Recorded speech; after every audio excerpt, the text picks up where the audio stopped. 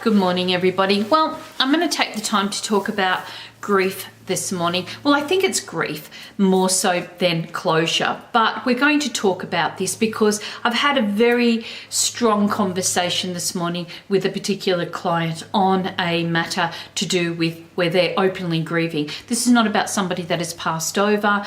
This is about a life circumstance, and in particular a relationship. So I want to talk about this because I feel it was really important. The information that kind of came through was to help assist fill those little gaps in, because that's what grief is about. It's about an area of your life in which you have not had proper closure, and the void that is left there feels like as if it could never be filled or healed or whatever without that person or that situation back for some reason. There's this expectation that we've placed on a life or an area that we feel that we would have been able to achieve or would have had our completeness or our wholeness with. So this is where this conversation is going. We're talking about this grief. So this client was very, very devastated. The relationship had been over for years. Even though this person has moved on, the other person has moved on, this client was still feeling as though they were grieving. They were missing this person. They were grieving the relationship they thought they had. And I tried to work through areas with this client and talk to them about how they can overcome this. It's something that is very unhealthy when we're holding on to an expectation that we know will never be fulfilled, because it only sets us up for other areas of downfall, whether this, lowers our self-esteem, our self-confidence, enables us to build a wall where we become overly protective and we don't trust ourselves and we don't trust others to allow ourselves to really be ourselves, because it's a fear of rejection or abandonment. There's other areas that we will cover up with this. So I talked to my client about the fact that they're going to need to go through steps to be able to heal this open grief. They've got a living grief that's going on around them, and they're going to need to work on ways that they can self-empower and bring closure to that area. And they said, but it's impossible. I can't even talk to this person. They've blocked me completely out of their life, and I'm not too sure how I'm even going to approach this situation. And I said to them, look, I completely understand this, but what you may need to do is understand that they're not grieving. They've already moved on. They're not looking at the relationship in the same dynamics that you were looking at that relationship. They're somehow worked out what they've needed and they move forward. You're the one that's carrying all this grief. So if you cannot find a way to communicate about how you felt or what's going on with them face to face, have you ever considered connecting to yourself by writing a letter to yourself? And this person said, well, that's a little bit ridiculous, really, because they're not going to understand exactly what I'm going through or what I felt, and they're, not going to get it, are they? And I said, yes, but you are. And that's what you're coming to a realization. You're finding it hard to come to terms with your pain, your ache, your urgency of wanting this to be perfect. And I said, this is where you need to go within and heal the inner you, opposed to needing that recognition from anyone else or from that person who may not even recognize the situation the same way you do. They may never have had that same pain or ache or hurt. They may never have even realized this because their thoughts are elsewhere. Their intentions are elsewhere. Their intentions are with themselves. But you are stuck in this void because you're grieving a situation. You're grieving because it stopped before you had a chance to be able to recognize whether or not this is something you wanted to stop. Maybe you would have continued on. And this client was, I guess that's right, but what am I supposed to do? Because really, it's no use telling myself this, because what good is that going to do? And I said, but it is. It's going to do a lot of good, because you're able to recognize that pain, put an understanding to that grief. You're able to identify with the areas that For you, this might feel ridiculous, but when you write it down, you're able to actually see what is going on in that conscious mind. What is really behind all this grief? Is it bringing up the disappointment of past relationships? Is it bringing up the fact that you have an innate distrust? Or was there already walls there because of previous experiences? So there's all this grief is sometimes about what has transpired beforehand, which is the trigger to why you're going through what you're doing right now. And this client said, well, yeah, I have been let down before, and I really did love this particular person and I can't understand what really went wrong. And I said, well, maybe you can't identify with what they felt was wrong within the relationship, but maybe you can identify better with what you felt was where you feel you should have been. Maybe you looking at that and seeing, really taking it on a step, maybe you'll start to identify with little fractures or flaws that might have been there. Maybe this person was only in your life for a period of time to help you to be able to evolve and grow and have the right relationship in your life. And the client said to me, well, I suppose so, but I don't know, because I don't think I could ever get over this pain.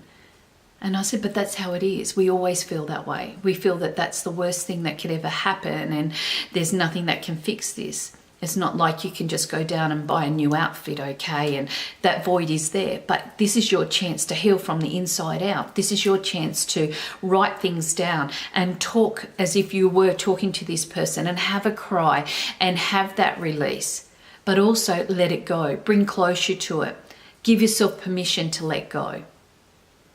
And this client started to cry and just said, I can't imagine my life without having this feeling, because I've woke every morning for the last 3 years feeling exactly the same. I feel devastated. I feel emotionally drained. And I said, yes, that's what grief does. It pulls you down.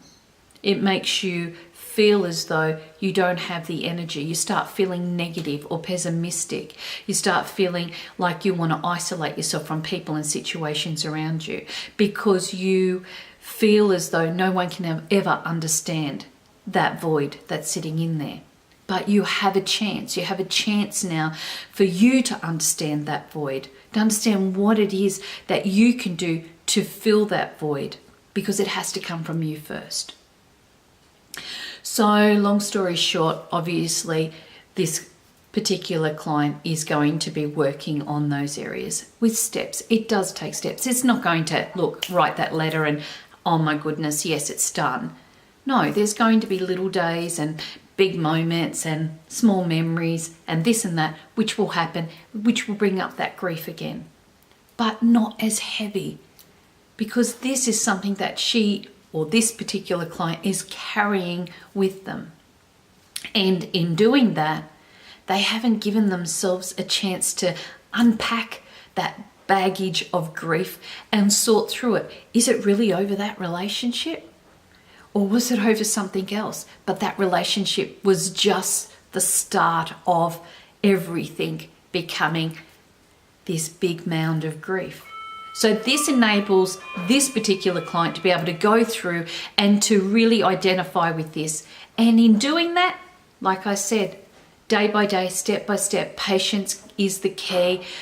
But more importantly, you're going to find a big difference in your betterment and your well-being. Because what we hang on to, we ingest into our energy and into our body, and I'll save that for another topic, but it causes diseases and it cripples your energy in the way that you actually start changing the dynamics of your body and the way that it processes. And this is where we end up with other problems. So our topic is grief, but it's open grief. It's about bringing closure to a situation and filling that void. And look, I've been there personally myself. I had a relationship. The relationship was terminated very, very quickly. Okay, after a situation, I felt that I was openly grieving for a life I thought I was going to have with this particular person. And I did actually write a letter. I wrote a letter and said how I felt disillusioned and disappointed by circumstances. In that case, that relationship had dissolved because of the actions of this person, or something that they had done in their life but had not disclosed this. And so the relationship is never going to be mendable or fixable. But the grief of this was, I guess, the disappointment for myself, because I felt I'd lived an illusion rather than a reality. So I wrote my words. I wrote exactly how I'd felt from my perspective. And I did get an opportunity to send that letter. And I sent it. And it was filled with, a little bit of anger and a little bit of upset and a little bit of this and a little bit of that. But also it was filled with understanding for myself, because I could actually physically go back and reread this letter over and over again, okay, so that I could consciously say, hey, okay, I was grieving that, but I'm not going to want to keep on carrying this with me every day, because it's not a healthy energy for me to be carrying. And I sent it off. And did that person ever take responsibility for what they contributed to that grief within me? No. Did that person apologize and totally accept, that is the way it is, that's how it? No. Did that person identify with anything that I wrote in that letter? No. And how do I know this? Because really, when I look down at reality, these were my feelings. These were how I felt. It wasn't how they felt, because if it was how they felt, okay, then that situation wouldn't have come to that point in the first place. So I do have good days, and I have other days where something might trigger that up and I go, oh, yep, there's a little bit of that grief still stuck in there. Yep, I'm going to have to self-love and make a few more changes here. Okay, yes, Carolyn, a little bit of positivity. It takes a bit. I invested 2 years into that situation, and it's not going to heal exactly overnight. But I need to understand for myself, taking responsibility for myself. It's not about whether they get it. It's about whether you get it. It's not whether they want to heal that situation, it's whether you want to heal that situation. And this is where that reinforcement comes. We are so much in control of where our happiness and our future is concerned. We just don't recognize it because we feel like we're dealing with so much going on in and around us. And one of them is grief.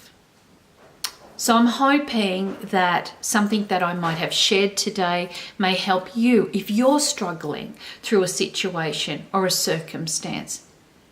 Try and find a way where you can work through a way to heal that. The steps you can take. How can you fill that void without filling it deeper and deeper and deeper with sadness or anger or frustration or all the negative energies? How can you fill that with positive? And find a way to clear that out of your system. It's okay to miss that person or to miss that circumstance, but it's not okay to carry it around like a badge of honor. I'm grieving, and I'm not taking any, anything away from what you've been through, because each of us have had a personal journey, and each of us feel that nobody could ever understand how this feels.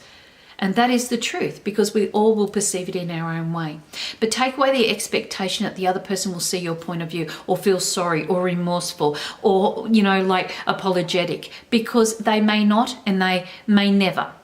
And that's something that you need to accept. And that will help you once you can identify with that, about healing that grief. Thank you so much. I really appreciate talking with you. And most of all, I wish you a very wonderful, happy and safe day. Cosmic hugs, everybody.